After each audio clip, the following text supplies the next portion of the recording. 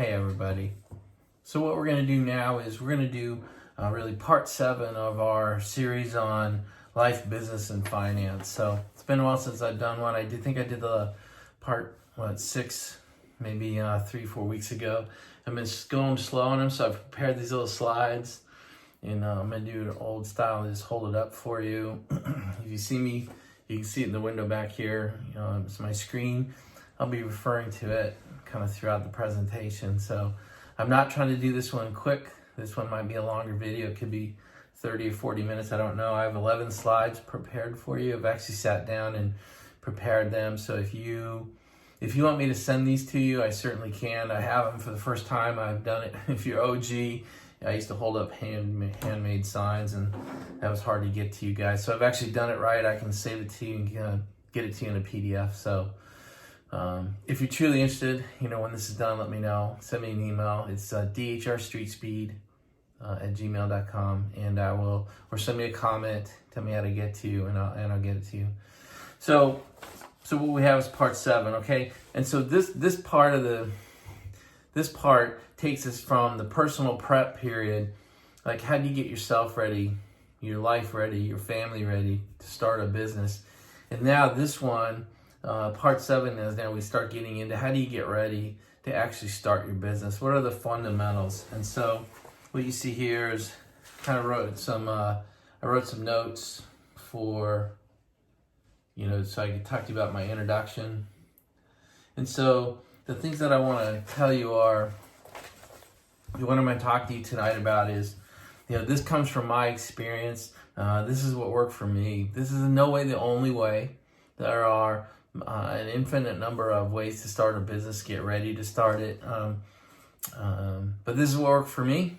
And so that's what I feel like I have the authority to speak on. I can't talk to anyone else's business model. So I also want to state that I don't want to kill your dream.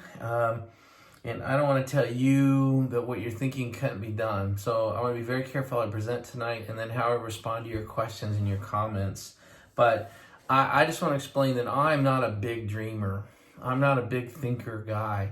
I didn't go out and create anything really too new or different or unique. And so if you're trying to create something that doesn't exist anywhere on the planet today, I'm probably not your best advisor, because I'm really a start small, climb the staircase, test and try, grow what works type of person. So I'm not overly innovative. I'm not overly intelligent. I'm not the right person. I'm not Elon. I'm not Bill Gates. So I just want to make sure you understand who's talking to you and what kind of advice you're getting and what kind of platform it comes from. So I want to present to you guys, I want to present realistic ideas and realistic plans, and I want to do it in a manner that maximizes your chance for success. Because the chance of your business succeeding is like less than 1 in 10,000. Over the course of 5 years, I think 97 or 98% of businesses fail. And so what I want to do tonight is teach you how to get ready and how to do it in a way that maximizes your chance of doing it right and succeeding and have a business that provides you and your family for financial independence. Okay, so I want to talk about prerequisites. It's sort of like college, right? There's some things I've expected you to have accomplished by the time you watch this video. I can't make you do it, so clearly you can just watch this video and keep going if you want. But my recommended prerequisites for you are that you've watched and implemented the previous 6 parts to this series. That's what we were calling the personal life preparation. Here, I'll hold this up for you. All right, so these are the prerequisites that I'm looking for. And I want you to have watched and understood the previous 7 Q&A sessions and how they might apply to you. I know individually each question might not apply to you directly, but I'll bet you the concept does apply to you or the company you're starting. So those are the 2 big prereqs, right? You've watched all 6 parts and you've begun implementing them, and you've watched all 7 Q&A sessions and really thought through how those Q&As affect what you're trying to do. So what does that mean, right? It means more than just watching videos, right? I keep pounding on you for this, right, is more than watching videos, right? These are 30, 40-minute videos, and watching some 30-minute videos won't make your business a success. So by now, I would think you've done things like you've listed the things to start doing, you've listed the things to stop doing, and the two I recommended first were stop overspending and stop wasting time. You've changed how you speak, you're using more positive terms, you've dropped don't and not out of your sentences. You're using lists now. You know what's expected of you and when it's to be done by. And you're using a calendar. Things don't surprise you anymore. You're ready for meetings, weeks out when things are done to be done. Weeks, months, even out a year when things are to be done. Meetings are occurring, birthdays, anniversaries, car registration renewals, just things like that. It's all calendarized and things aren't surprising you anymore. And maybe you don't have it out a year, but hopefully by now you've got a calendar picked out, you're using it, and it goes out several weeks, if not several months, and you're using it religiously so things don't surprise you. So you've also documented your current financial situation, no matter how painful that is. That means that you have made a list of the assets you have, no matter how few or small they are. And you have a list of all your debts and payments, no matter how large and embarrassing and impenetrable or unsurmountable they seem to be. You have it all on one sheet, so you can see where you are, where we sit today before you begin this journey. And the last thing is you've done your analysis and you know how much money you need to live. I mean, how much money do you need to have given to you every year, and how much money you need in the bank to throw that kind of cash to you every year so that you have a target in mind, you have an exit point in mind. I would not begin this process without having some idea of where the end is. All right, enough of the speech, enough of looking backwards. Let's actually go forwards now. And so what I'm calling the fundamentals, first priority, okay? And there's a bunch of them listed here. And I'm going to read down them for you, and then we're going to go through most of them one for one. I'm going to explain to you what I think you need to do and what I did. All right, so let's just go through them real quick. The first one is are you ready? Is your life ready? Is your family ready, right? We just did all that. I just walked you through what I mean by that. But that's your first priority. Have you done that? Are you ready to drop this monster brick on your life called starting a company? So number 2, what type of business are you starting? Number 3 is why are you doing this? 4 is who are you modeling yourself after and your business after? How are you pricing your services and your products, and what are you basing the pricing on? Who's your first customer, and how do you know that's your first customer? Do you have your first year budget roughed out, and what does your cash flow look like? Do you have cash for startup? Can you do this part-time while you continue to work? And are you going to sell this business, or are you using it for annual revenue to get to your financial target? All right. So those are the first priority fundamentals. And before you do anything else for your business, for your startup, for your company, I would suggest you get these things ready. You get these questions answered. You get this material pretty much completed and vetted. I know that's not congruent or consistent with what a lot of books teach you about starting up a business. Most of what they mention probably isn't even in this list. I'm telling you, of all the businesses I've dealt with, again, these are the ones that if you aren't addressing, you're mailing yourself a bomb that will blow up in your face later on. Okay, so we'll talk about a couple more priorities. These are priorities, what I call nice to haves or second priorities. And these are the ones that people usually want to spend time on. These are the fun ones. And I don't think you spend much time on any of these things. In fact, what I say here, spend time on these after the fundamentals are addressed. So what's your business name? What's your logo? What are your colors? Your bank account, your attorney, your accountant, and your accounting packages, your location, your office space, whatever that is. So all those kinds of things are critical, by the way. I'm in no way saying you should never have these things. What I'm saying is if you waste time on these things without addressing these things, you're already on the road to failure, okay? So you do the hard things first. I've suggested that in my Q&A sessions, right? The hardest thing you have to do today should be the first thing on your list. Go after the hardest one first. Otherwise, you just worry about it all day and you have to do it anyway, so it just makes it twice as hard. Same with these. Do the hard ones first. And, starting your business will get easier as you pick the hardest one first and then the next hardest one second. It by nature will get easier. So stay away from these second priorities until you've done your first priorities.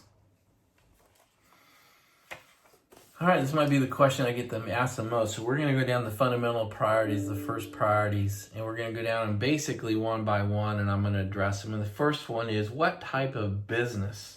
All right, I get that asked a lot. What kind of business should I start?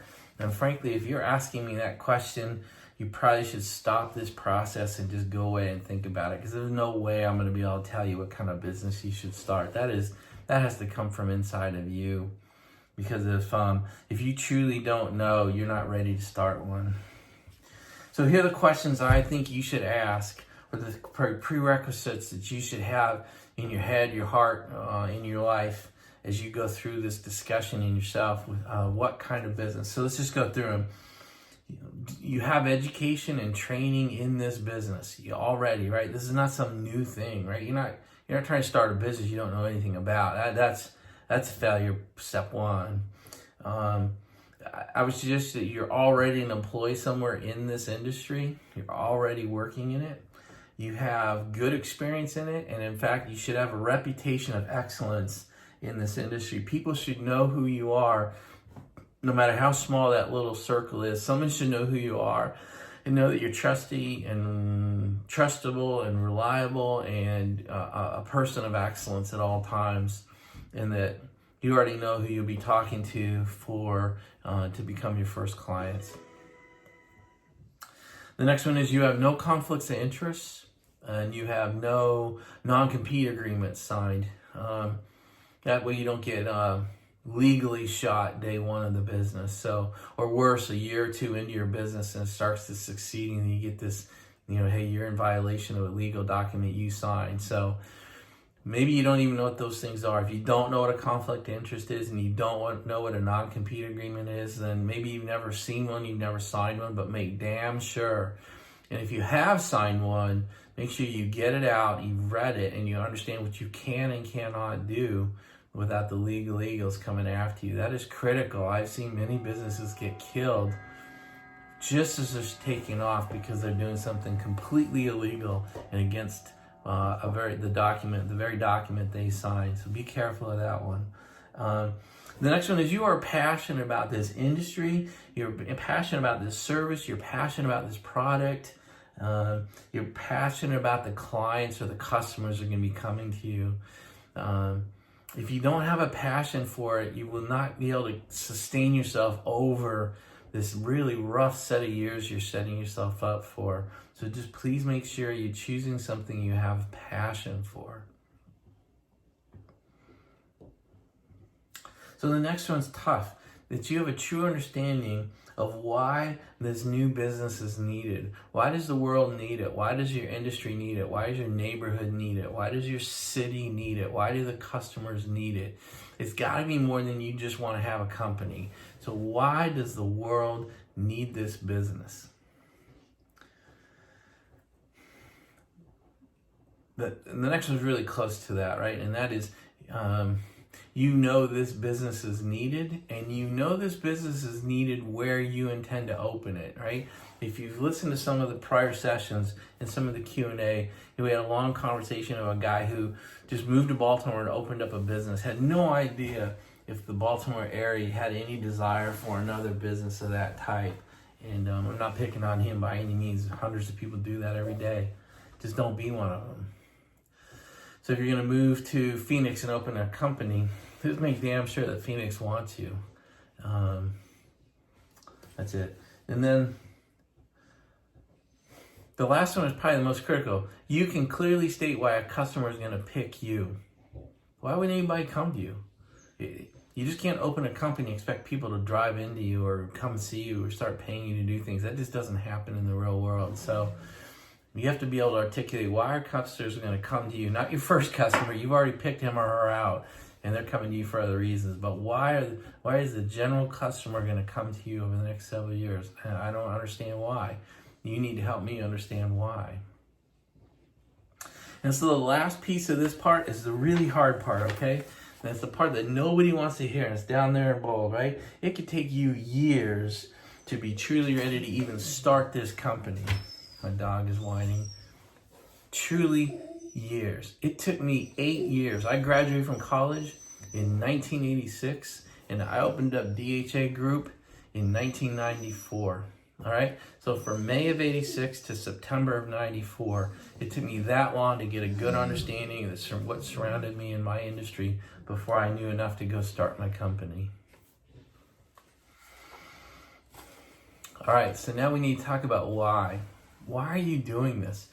Why are you putting yourself, your family, your finances through this pain? Why are you starting this company? So again, here's the slide. And there's two of them, okay? There's why are you doing it, the failure reasons, and there's why are you doing it, the success reasons. So I'm going to talk you through, okay?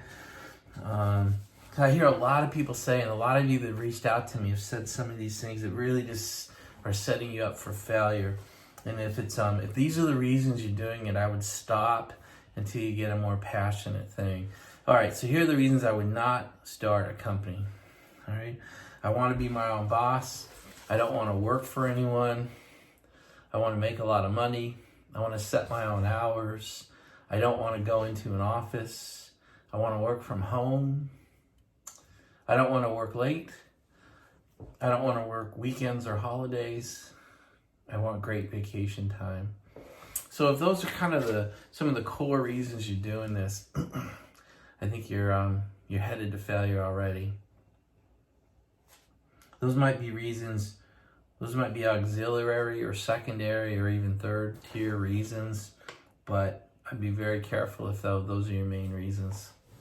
So the success reasons, the kind of things I'd be looking for if we were to interview you and talk to you, and whether if we would advise you to keep going, these are the kind of things I'd be looking for.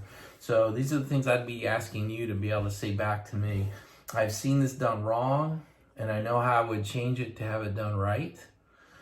I want to show the world how to do this better.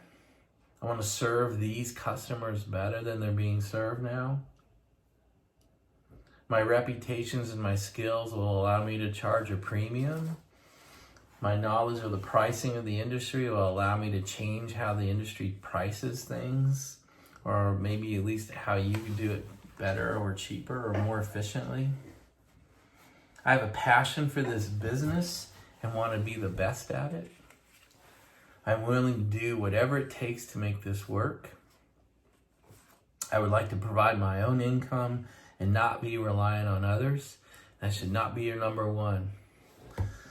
I'm willing to reinvest the profits from this business and build it over the years into something that can provide my family with financial independence. And that has a couple implications to it. One is, as your company starts to make money 3 years, 5 years, 8 years from now, it doesn't mean you take it out and buy a car or a bigger house or boats or huge vacations. That means you reinvest it. You put the money back in to get better equipment, hire leaders and managers, do innovations, test some new products or services. You don't take it out of the company. You use it to grow the company. Otherwise, you're spending your retirement money today, right? To spend your retirement money you'll need in 30 years, 3 years from now, it just cuts down on your retirement. And you might have to reinvest profits for 10 years. So you start the company next year, you got to run it for 3 to 5 years, it gets profitable, and then for 10 years you reinvest it. Just so you know, I started my company in September 1994. I sold it in January of 2019. Okay, that's like 25 years. So what you see today took 25 years, and then the 8 years prep. So it's really 33 years. So that's the kind of time frames we're talking about. All right, this is the one no one wants to talk about. Our society does not like to talk about money, but man, this is it. This is your number one priority. Show me the money. All right? There's really no higher priority. And if you have no idea how to answer these questions or go down this road, you really need to stop and evaluate the market you're looking at, or the industry, or the company you're thinking about. So, where is your income coming from? And I mean, who's your first customer? And you better know that company or that person by name. And then, who are your next 10 customers, right? Can you draw me out an income stream? Show me where this money's coming from. You know, what does your sales forecast look like for the first year? And how much of your forecast is real and how much of it is fantasy? This is your number one, man. I say it right here. This is your number one and really your only priority right now is prove to me, prove to yourself, you don't have to prove to me, prove to me you have an income stream and that it's real. And that you know who your clients are, you know who they are, you know how much they're going to pay you, you know what they're going to pay you for. And you can draw that out over 1 to 10 clients and give me a sense of what the first year really look like. All right, for those of you wondering how long this is going to go, you guys are coming close. We're on the 10th of 11 slides, okay? So I'm going to take you through another really big one, all right? And it is, can you do this part-time, all right? Is this something that you can do while you keep your day job? So can you keep your day job and do this part-time on the side? Can you do it nights, weekends, holidays, early mornings, whatever it works, on the side? And are you willing to do that? Are you willing to work 2 jobs while you do this? So can you grow your business and keep your job until your company makes enough money to pay for itself? You really can't quit your job until 3 things, right? Number 1, your company can pay for itself. And number 2, your company can pay enough money, pay you enough money to live on in addition to paying for itself. And that your company has enough cash reserve to get itself or you and your family through an unexpected crisis, a home repair, a car repair, an equipment failure on the job, slow or non-paying customers. You can have lots of unforeseen things happen to you and your family and your business.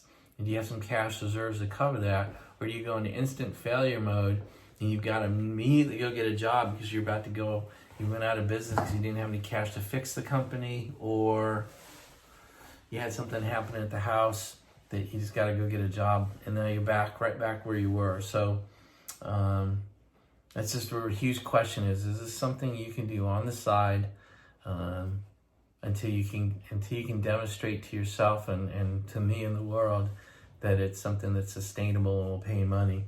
And the question is, are you willing to do that, right? So I wrote down here, let me pull this back up for you, okay? Are you willing, right here, are you willing to work the 10 to 14 hour days, 6 to 7 day weeks to make this happen? And are you willing to do it for years, 5 or 10 years? Because you'll need to do it while the business spools up and becomes successful, and you'll need to keep doing it.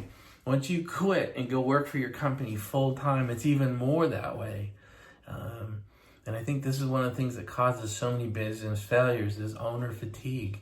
They get tired after a year or 2. They don't have the passion for it. They just don't have the drive to do it. And so they kind of quit, they give up. I don't know if the business fails as so much as the owner says, I just can't do this anymore. I can't work Saturdays for the 3rd year in a row, or my wife or husband is not going to support it, or my kids are getting old enough that they need me more, or are you willing to put their needs a little second tier to the business? And if you're not, I tell you, this is tough to do it, right? And it's just it's a cause of business failure. And I know a lot of people are going to say, well, are you saying the only way you can be a successful business owner is to not be a family person? I don't think so. I mean, I have 2 kids that are 17 and 18 and a half, and my wife and I have been together since '88. So it's possible to do both, but it's tough. And they have to be understanding, and you have to be willing to put in, 18, 20-hour days when you factor in the family part. Day after day, week after week, month after month. It's the consistency of being able to do that for months and years without systematic breakdown in you or your family or your company. And I think that's why I spend so much time on getting you ready. In the first 6 parts of this series is all about you and your family and your situation at home. Is it ready to put this brick on it? All right, guys, so the next slide is just topics that I've put off. All right, so I'm going to take some of these topics. These are fundamentals. We've not got through them all yet, but I don't want to blow you up and just make this an hour-long video. So we're going to come back and talk about some more. So we're going to talk about, do you have a mentor? Do you have a model? Do you have startup cash?